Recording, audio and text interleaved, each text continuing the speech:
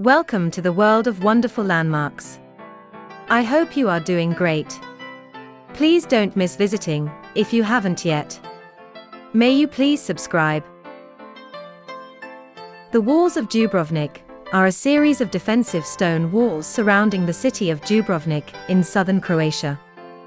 With numerous additions and modifications throughout their history, they have been considered to be amongst the great fortification systems of the Middle Ages, as they were never breached by a hostile army during this time period. In 1979, the old city of Dubrovnik, which includes a substantial portion of the old Walls of Dubrovnik, joined the UNESCO list of World Heritage Sites. The oldest systems of fortifications around the town were likely wooden palisades. Today's intact city walls have long been a source of pride for Dubrovnik. The walls run an uninterrupted course of approximately 1,940 meters in length, encircling most of the old city, and reach a maximum height of about 25 meters. The bulk of the existing walls and fortifications were constructed during the 14th and 15th centuries, but were continually extended and strengthened up until the 17th century.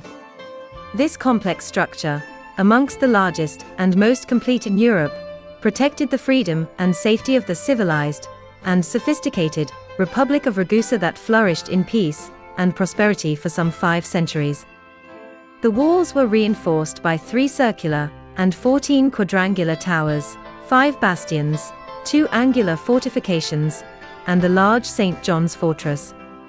Land walls were additionally reinforced by 1 larger bastion and 9 smaller semicircular ones, like the casemate Fort Boca, the oldest preserved fort of that kind in Europe.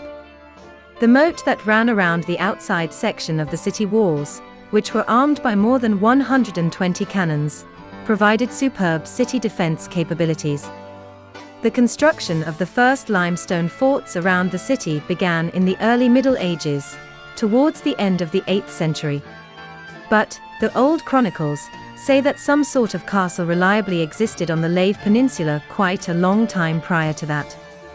It is certain that the early town on Laus Island was also surrounded by defensive walls, probably mainly by wooden palisades. The fact that Dubrovnik managed to survive a 15-month-long invasion by the Saracens in the 9th century proves how well the city was fortified. The city first spread towards the uninhabited eastern part of the islet, which explains why the current name for the southeast part of the city, near St. John's Fortress, is called Pustijerna. In the 9th and 10th centuries, the defensive wall enclosed the eastern portion of the city. When the sea channel separating the city from mainland was filled with earth in the 11th century, the city merged with the settlement on land, and soon, a single wall was built around the area of the present-day city core. The basic city plan dates from 1292, when the port was rebuilt following a fire. The whole city was entirely enclosed in the 13th century, except for the Dominican monastery, which came under its protection later on, during the 14th century. The city walls have been preserved to the present day, not only because of the knowledge of the skilled construction workers and the constant care provided by city dwellers that maintained and rebuilt the structures as needed, but also because of the brilliantly reputed diplomacy in Ragusa, which managed on many occasions to avoid dangerous measures taken by enemies against the Republic of Ragusa.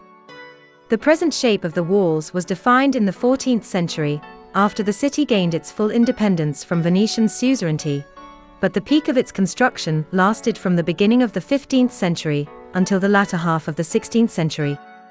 Being constructed very solidly, the walls were generally unaffected by a strong earthquake occurring in 1667. The largest stimulus for continued development and emergency repairs and works of the Ragusan fortresses came as a result of the danger of unexpected attack by Turkish military forces, especially after they conquered Constantinople in 1453. The city was also under latent danger of attack by the Venetians.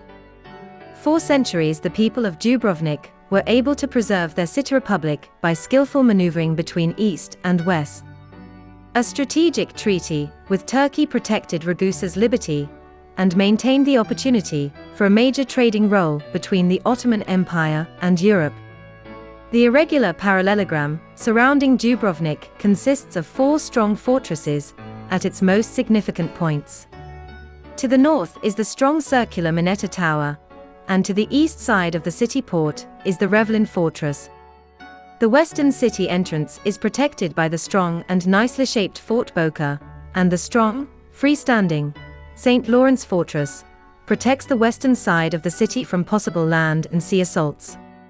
The large and complex St. John Fortress is located on the southeast side of the city. Thank you very much for watching till the end. Hope to see you pretty soon. Till then, take care and be safe.